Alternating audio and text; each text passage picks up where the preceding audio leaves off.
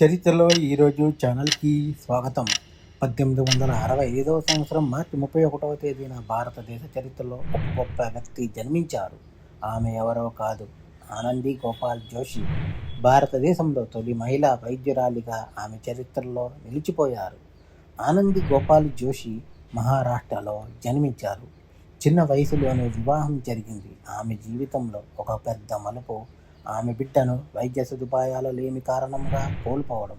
ఈ సంఘటన ఆమెను వైద్యురాలుగా మారాలని ప్రేరేపించింది. ఆ కాలంలో మహిళలు చదువుకోవడం చాలా కష్టమైన విషయం. అయినప్పటికీ ఆమె అన్ని అడ్డంకులను అధిగమించి అమెరికాకు వెళ్ళి వైద్య విద్యను అభ్యసించారు. ఆమె పెన్సిల్వేనియాలోని మహిళల మెడికల్ కాలేజీలో చదివి డాక్టర్ పట్టా పొందారు. ఇది భారతదేశానికి మాత్రమే కాకుండా ప్రపంచానికి కూడా ఒక గొప్ప విజయంగా నిలిచింది.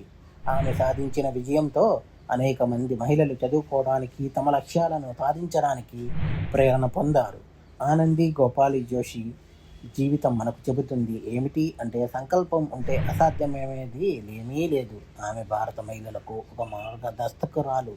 మా కంటెంట్ మీకు నచ్చినట్లయితే లైక్ చేయండి, షేర్ చేయండి, సబ్స్క్రైబ్ చేయండి. మా ఛానల్ యొక్క నోటిఫికేషన్ మీ వరకు అందాలంటే కింద కనబడుతున్న బెల్ ఐకాన్ని ట్యాప్ చేయండి. Thank you.